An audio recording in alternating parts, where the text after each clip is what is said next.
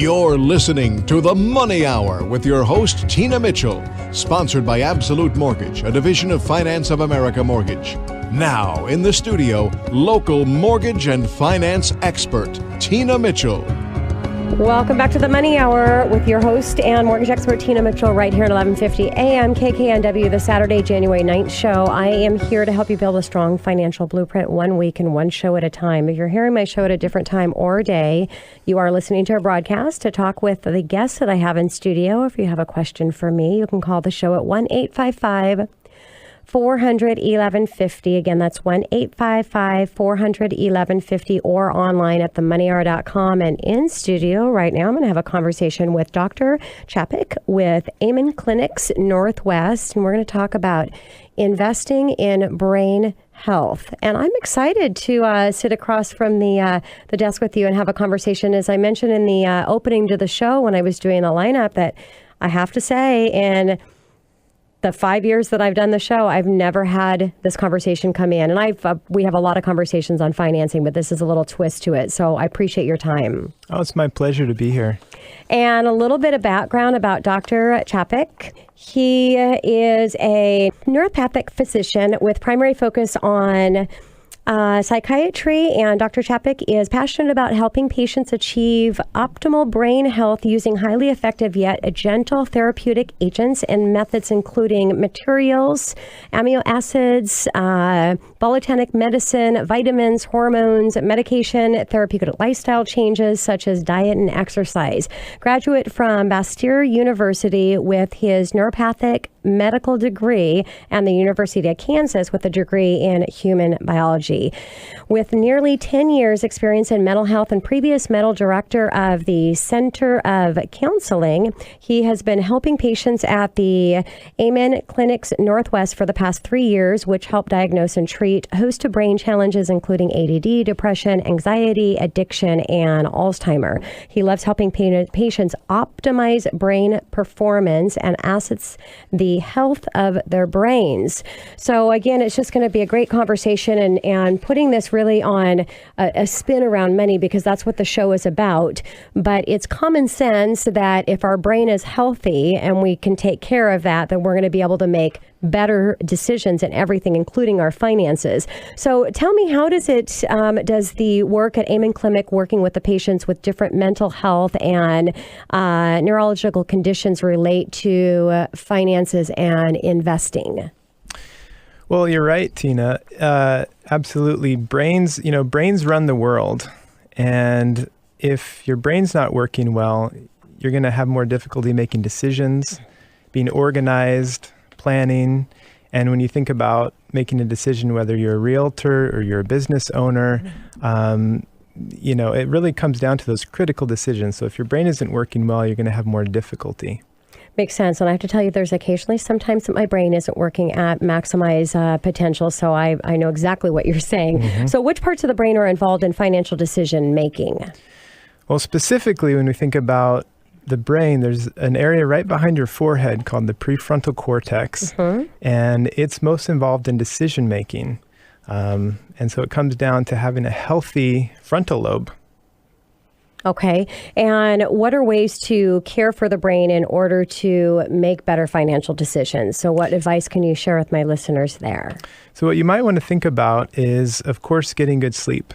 And many of us can attest to this, mm-hmm. that you make better decisions in the morning when you're rested.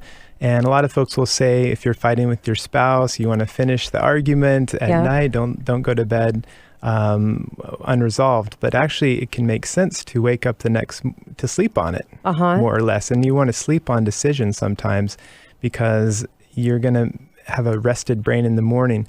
You also want to think about your brain uses up to 30% of the calories in your diet. So 30% of what you eat goes directly to your brain. Wow. It's a very hungry organ, even though it's only 2% of your body weight. And so if you're just fueling it with sugar and caffeine to keep that energy going, it's not really fuel for the brain. It's not good energy for the brain, and the brain is suffering. And so, many leaders and business owners are really performing below their optimal self, below their optimal performance. And what about, I mean, with Alzheimer's, there's a lot of talk with increasing with Alzheimer's, and what sort of financial investments are there in our early diagnosis of Alzheimer's? I'm glad you brought that up because it's a huge epidemic that's sort of on the rise. Like 1 in 3 individuals above age 80 is going to be diagnosed with Alzheimer's disease. I mean, it's scary. And a lot of, and so when we think about money, we think about finances, and we think about Alzheimer's and that fear. We want to delay knowing about it as long as possible. That's the gut reaction. Yes. I don't want to know that if I have it or not. We don't want to worry about it because it's not here. So let's not even think about it. Exactly. The ostrich approach, head in the sand. Yeah. However, that's costly. So this is why. So if you can most cases of dementia are not diagnosed until 4 years in, which is like a diabetic not being treated until their arms have gangrene, until there's really high insulin levels and it's hard to treat. And so it becomes a much more costly disease to manage at that point. For example, there was in the Genworth Financial Cost of Care Survey, over 10 years to be living in an assisted care facility, that costs about $500,000 over 10 years. If diagnosed later into dementia, the cost was about $1 million over 10 years for more intensive care. So just you'll save yourself and your family money.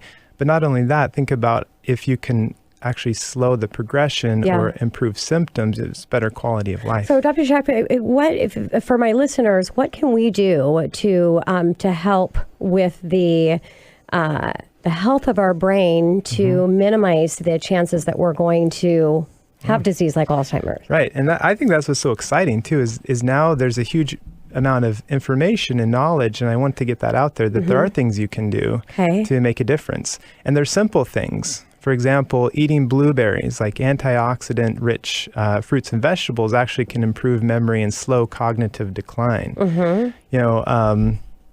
Exercising regularly actually slows cognitive decline. Looking at your important numbers is what we say. So checking to make sure that your blood sugars aren't rising and elevating. Half the American population has blood sugar levels above 50% have dysregulated blood sugar, and perhaps even more have diabetes. Okay. And so having elevated blood sugar levels damage the vessels and contribute to Alzheimer's. So just getting your yearly physical, getting your blood sugar levels checked, checking things like cholesterol, losing weight. Many individuals are overweight. And so another benefit to being healthy and fit. What about any exercises? Are there exercises that we can do for our brain to keep it healthy? Yeah, absolutely. Lumosity just got in trouble for overemphasizing their brain games. That they can prevent Alzheimer's disease, basically. And I am a big advocate of exercising the brain, including computerized brain games like Lumosity.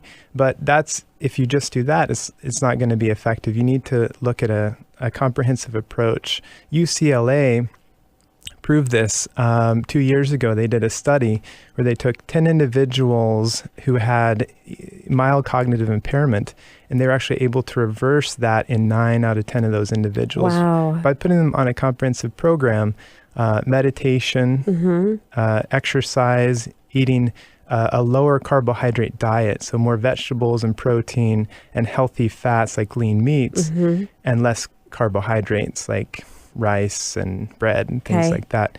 And 6 of those individuals who had stopped working or weren't able to work were able to go back to work. So there's another financial benefit. Yeah, and we know, I mean, if you feel stressed and overwhelmed, that there's a better chance that you're going to be unhealthy. And same with, I could imagine, with your brain. If you're meditating and you're in a good space, you're going to have a healthier and a happier brain. Right. So let's talk about what are the financial implications related to brain health.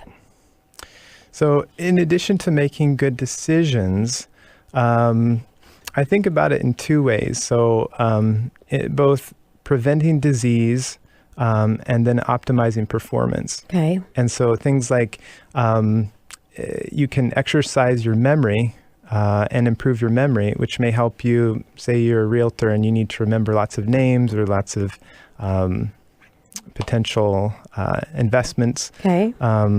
And so that's going to help you in your workplace and every day. Yeah. And then we're going to slow down, disease and improve things like depression, anxiety, which, if you're a business owner, senior executives, 25% have some psychological, like depression, anxiety, ADD that's untreated. Yeah. Wow. And I have to say that I'm a young 47. I'll be 48 this year, and I do have some issues occasionally with remembering names. Sure. So how can you improve this? Well, the things that you've mentioned, is there any additional? Well, the other thing, since you're nearing 50, the age of menopause. That sounds a lot worse than young 47. Young 47 is new. Yeah. So what else can I do, your brain Dr. Chapek? It's very young and vibrant, I'm sure. And yes. We just need to optimize it. So looking at hormones would be another area to investigate. All of us, men included, need to check things like testosterone, estrogen, progesterone, and optimize those to really maintain good cognitive function later into life. Dr. Chapek, I'm going to need to take us to commercial, but I want you to give a call to action for my listeners and how they can have a healthier brain, and which is ultimately going to be a healthier life and a healthier family, healthier family. Well, I'd just like to say that absolutely you can change your brain, and that can improve your life. And so I'd say do something, whether it's checking your numbers, whether it's exercising, whether it's eating less carbohydrates. Yep. And as I always say, it's just really about one step at a time. So make a small step and commit to something this year for 2016 to really be thinking about your brain and the health and how it's going to affect ultimately yourself and your family. Thank you so much for coming in. It was a great conversation with you. It was fun. Thank you.